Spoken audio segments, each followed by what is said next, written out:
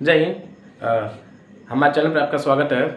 आज इस वीडियो में बात करेंगे कक्षा 10 के मैथ का जो विलोपन विधि से जो समीकरण हल किया जाता है उसके बारे में हम बताएंगे। ठीक है, तो कक्षा 10 का जो समीकरण है 10 का मैथ का सवाल है, ये समीकरण है, इसको विलोपन विधि से क्या करना है, हल करना है। ठीक है, तो देखिए दो समीकरण दिया है। ठीक है, 3x + 4y = 10, 2x + 2y = -2 ठीक है, तो एक विलोपन विधि होता है। विलोपन विधि होता है विलुप्त करना यानी गायब करना। ठीक है, किसी एक को क्या करना है, गायब करना है। अर्थात इसमें दो चर दिया है। ठीक है, x और y चर दिया है, इसमें से किसी एक को बराबर करना। आपको क्या करना है, इसमें से किसी को एक को बराबर कीजिए, या तो x को बराबर कीजिए या तो y को बराबर कीजिए। ठीक है, तो मान लीजिए क्या है, ये समीकरण 1 है, ये समीकरण क्या है, 2 है। क्या ये समीकरण 1 है, समीकरण 2 है। ठीक है, अब क्या करेंगे, देखिए अगर हम x को बराबर करते हैं, ठीक है, x को लेते हैं, ठीक है, बराबर करेंगे तो इसका गुणांक 3 है, इसका गुणांक 2 है।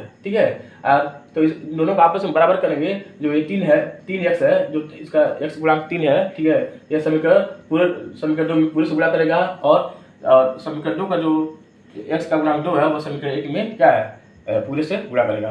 तब आइए करते हैं। तो मान लीजिए इसमें गुणा करेंगे किससे, 2 से, इसमें गुणा करेंगे 2 से, और इसमें गुणा करेंगे 3 से। ठीक है, अब करते हैं। देखिए 2 में इस 2 से गुणा करेंगे इस पूरे समीकरण में। अब लिखे हैं इस 2 से इस पूरे समीकरण में क्या करेंगे, गुणा करेंगे। गुणा कीजिए, 2 टाइम क्या हो जाएगा, 6x हो जाएगा, और 2 चौके 8y, अब बराबर गुणा में 20। ठीक है, हो गया। अब इस समीकरण 2 में 3 से गुणा करेंगे। ठीक है, क्योंकि दिया है 3 और 2। ठीक है, समीकरण 2 में 3 से गुणा करेंगे, यानी 3 गुना 6 और प्लस 3 गुना 6y = 3 गुना 6। ठीक, अब करेंगे। अब देखिए, अब इसको क्या करेंगे, घटाएंगे। क्या करेंगे, इसको घटाने पर। ठीक है, क्या करेंगे, घटाने पर। ठीक, जब घटाते हैं तो चिन्ह बदल जाता है। देखिए यहाँ प्लस है तो माइनस कर दिए, यहाँ भी प्लस है तो माइनस कर दिए, यहाँ भी प्लस है तो क्या करिए, हम माइनस कर दिए। घटाइए, देखिए 6x बराबर हो गया। ठीक है, इसको हम क्या करेंगे, कैंसिल करेंगे, यानी समाप्त हो जाएगा ये। ठीक, अब देखिए जो चिन्ह लगाते हैं घटाने और जो चिन्ह लगाते हैं उसी चिन्ह को माना जाता है। तो यहाँ पर प्लस y हो गया, यहाँ पर -6y हो गया, यहाँ पर प्लस 20 हो गया, यहाँ पर -6 हो गया। ठीक है, घटाइए, चिन्ह असमान है। ठीक है, तो 8 में 6 गया 2y। ठीक है, अब इसमें से 6 घटाइए 14। ठीक, तो y का मान निकालते हैं। आप देखो इसमें दो y से 2 गुणा किया, यहाँ पे 2 गुणा है, तो इस साइड में जाएगा तो भाग करेगा, तो y बराबर क्या जाएगा, 14/2, अर्थात y बराबर क्या हो गया, 7, यानी y बराबर क्या निकलेगा, 7 निकलेगा। ठीक है, अब क्या करेंगे, ठीक है, अब y बराबर 7, यानी y का मान जो 7 है, समीकरण 1 में रखिए चाहे समीकरण 2 में रखिए। ठीक है, तो हम समीकरण 1 में रखते हैं, तो लिखेंगे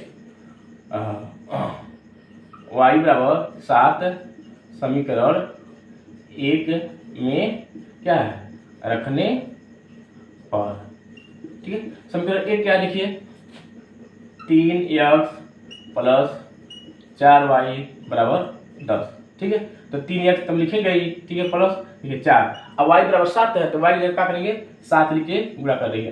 ठीक है, और ये क्या हो जाएगा आपका 10 हो जाएगा। ठीक है, ये क्या हो जाएगा, 3x प्लस क्या हो जाएगा 28 = 10।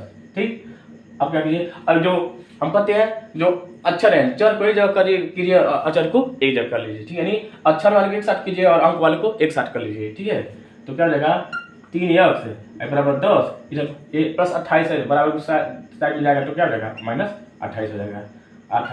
3x क्या हो जाएगा, -18 हो गया।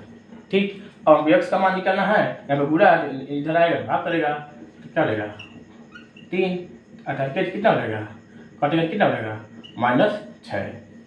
इस तरह देखिए, इस तरह y का भी मान आ गया और x का भी मान आ गया, अर्थात y बराबर 7 और x बराबर -6। देखिए, तो हमने आपको बताया विलोपन विधि। उम्मीद करते हैं कि वीडियो आपको पसंद आया होगा, ये सवाल आपको पसंद आया होगा, अब आपको समझ में आ गया होगा। अगर नहीं समझ में आया तो वीडियो के कई बार आप क्या करें, रिवाइंड करके देखिए, सबसे आसान तरीका है। ठीक है, हमने जो समीकरण लिया है, समीकरण किसी एक को बराबर किए हैं हम। ठीक है, या तो x को बराबर करें या तो y को बराबर करें हम, तो हमने क्या किया, x को बराबर कर दिया है। ठीक है, क्या 3x है, 2x है, तो समीकरण 1 में हमने क्या किया, पूरे समीकरण में 2 से गुणा किया है, और समीकरण 2 में क्या 3 से गुणा कर दिया है। देखिए 6x हो गया प्लस 8y 20 हो गया, 6x + 6y बराबर 6 हो गया। और हमने क्या किया, घटाने पर चिन्ह बदल जाता है, ठीक है। घटाने पर देखिए, घटाने तो 2y बराबर क्या हो गया, 14 हो गया, y बराबर 7 आ गया, ठीक। फिर y बराबर 7 यानी y का मान 7, ठीक है।